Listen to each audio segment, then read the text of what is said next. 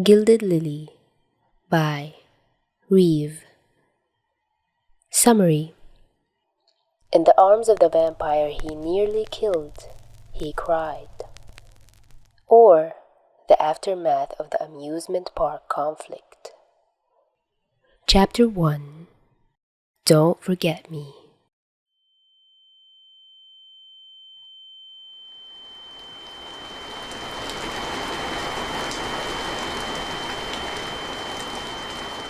Noe blinked awake cautiously. There wasn't much to feel besides confused and drained. He didn't have half a mind present to sort out how his teacher could be wrapped up in all of this, alongside Vanitas' brother, who he just found out existed. Hardest of all to process was the reality of their fight, creeping in through each aching bone and stinging gash. The physical remnants were beginning to fade through his convenient ability to rewrite the world formula, but he feared the mental scars would fight to stick around. Noe sighed. He turned his head to the right, taking in the scope of the damage their battle had caused. The amusement park lay in complete ruin, shards of ice and smoke taking place of the once merry attractions. He felt a tinge of remorse for all the families who'd made plans to visit the next day. Noe's eyes trailed to where Domi and John were huddled together, fussing over one another's wounds. This time, a sigh of relief. Domi was safe and relatively unharmed, and he knew he could count on John to protect her if things went south once more. His eyes continued to wander until they landed on Vanitas. His partner, friend, enemy was nothing more than a pile of clothes and blood on the floor. Noe had no idea where they stood anymore. He also had no idea if Vanitas was still alive. But if there's anything that evening had taught him, it was to not underestimate the resilience and ferocity of the human. Could he even be considered human anymore? The slow trickle of Mikhail's memories reminded him of the complex background that brought Vanitas to the point where he was now. But that wasn't the only factor that had sustained him during their fight. Noe was all too familiar with the effects of the Chasser tonic. Images of Astolfo, eyes burning crimson, trembling, lunging towards him with an inhuman burst of speed and strength, passed briefly through his mind. Roland's jade eyes, gleaming of hope and confidence, weaving Durandal's through vampiric onslaughts with ease. However, his battle with Vanitas had been nothing but a contrast to everything he knew. The human had been composed, silent, almost hollow, despite the numerous injections and wounds that pierced his skin. His eyes bore no feeling but despair. Now he lay still on the grounds of the amusement park. Noe was struck by the memory of a conversation they shared on the trip back from Jerevan. I almost feel bad for him. The first tonic overdose is no fun, Vanitas said, a knowing glint in his eyes. The human was entranced by the passing scenery that flew by their train window. But when he saw the way Noe's face dropped, he clarified further. Not that I was ever dumb enough to do that, but some of the other trainees, they would make bets to see who could take the most, Vanitas explained. All the winners really got was a sick pass from training for the next 2 weeks. One if they were lucky. Noe hummed thoughtfully in response. He was careful not to speak anymore and risk jeopardizing the opportunity to learn more about Vanitas' shrouded past. Anecdotes like these were few and far between, so he did his best to commit each to memory and store them safely in the shelves of his mind. The memories he gained through blood had always felt tainted, heavy with a stench of thievery. Therefore, he felt it was important to keep them clearly divided from those he was willingly given. Vanitas continued on, turning back towards the window. No concoction could be more obviously designed by a human. The more it lets you kill, the more it kills you. Noe didn't miss the flicker of regret that overtook the bright blue eyes.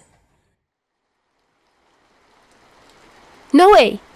Domi's call pulled him from the memory. He sat up and waved her direction, hoping that it was enough of a signal to let her know that he was okay.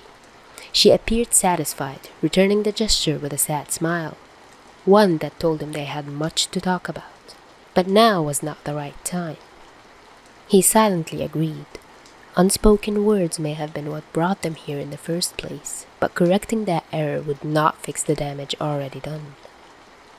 "I must return Lady Dominique to Master Luca. He must be worried sick by now," John said, setting down her gauntlet and waving over to crouch beside Noe.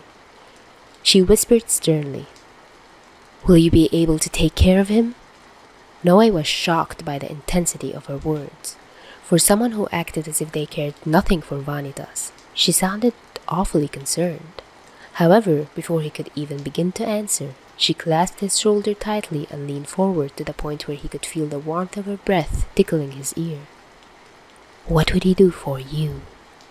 With that, she shot up and stomped away, not even casting a glance backwards to the vampire she's left speechless.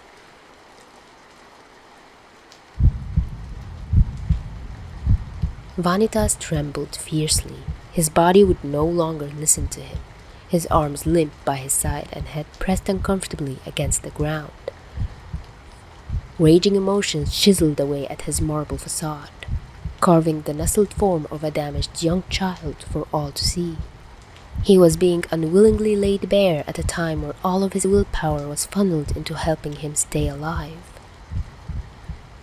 Vanitas squeezed his eyes shut tightly, with the slightest hope that the ground would open its mouth and offer him a sweet respite away from all that had transpired. No such grace was given. A strong hand scooped him from underneath and swept him into a firm embrace. For a tender moment there was no sound or sensation other than the breathing and beating of their hearts alike. He let himself think that maybe, just this once, this was the better option of the two. "Vanitas! Vanitas!" The increasingly worried calls pulled him from the tranquil. He merely groaned in response, worried that words would break the seal he was holding together so persistently. So many feelings and memories he'd pushed so deeply under the surface had been violently ripped from his grasp. He was vulnerable, exposed, but most of all he was hurting. Tears welled precariously in his eyes. "Vanitas," the voice repeated sternly. "We have to leave. It's not safe here." "It's not safe anywhere," Vanitas' mind argued. "Everyone knows now. There's nowhere to run." "Stop," Vanitas pleaded. The word was less so spoken that it was breathed as a sob forced its way out of his chest. Tears flowed freely and tremors racked his frame as the last of his carefully crafted walls came tumbling down. In the arms of the vampire he nearly killed, he cried.